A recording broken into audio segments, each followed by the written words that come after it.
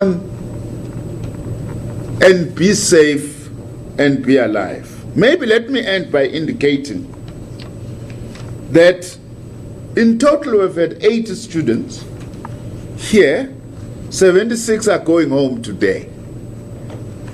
And they come from the following provinces: one from Eastern Cape, one from Western Cape, 13 from the Free State, 7 from Mpumalanga, 33 from Gauteng plus 1.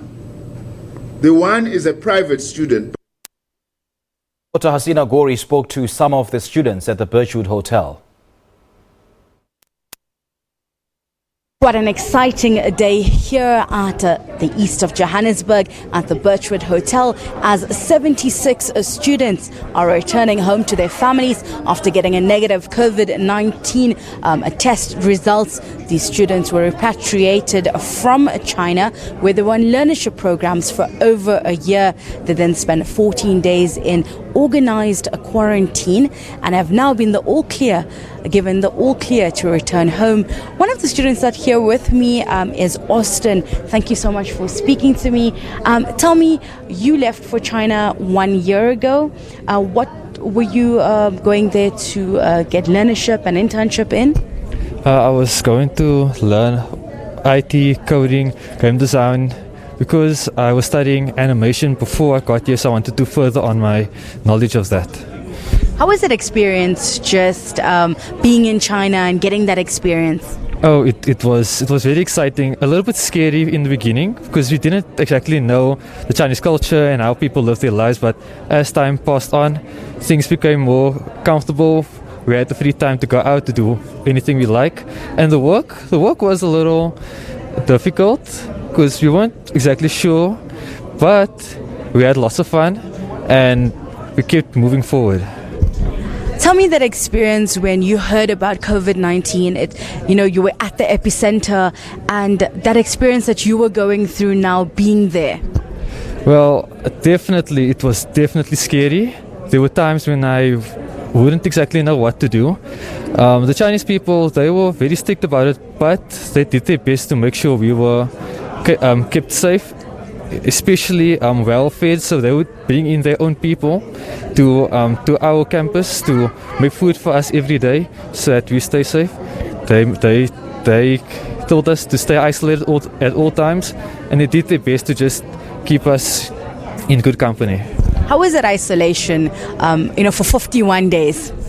It was a little stressful, but you are living with your friends that you've been living with throughout your time in college when you were in South Africa. So you begin to feel more attached to your friends, and you feel like you have a family that's with you. People are supporting you as well as people at home, your parents, your cousins, or whoever has been contacting you.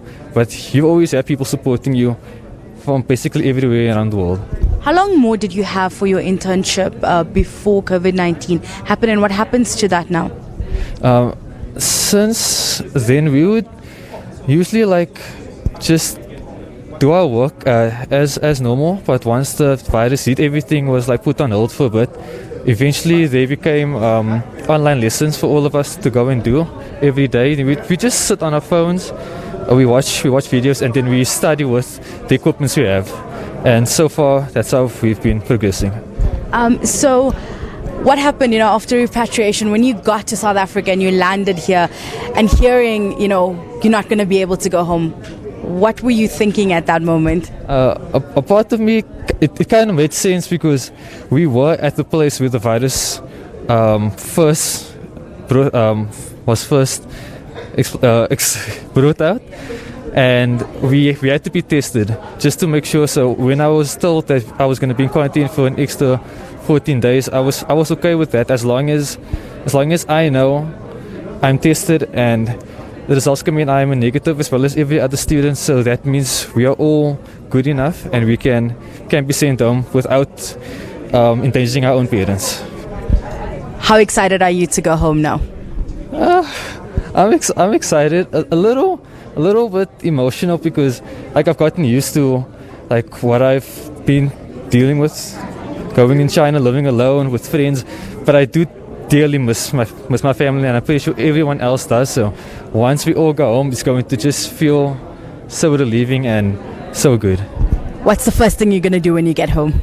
First thing I'm going to do is I'm obviously going to like hug my parents and tell them I love them and miss them, but I'm going to see my dogs, my little dogs, and just give them all the care, because like they've basically been my children, like the pets that my parents has given me. So yes. You can't hug them, you can give them an elbow bump. Yes, social distancing.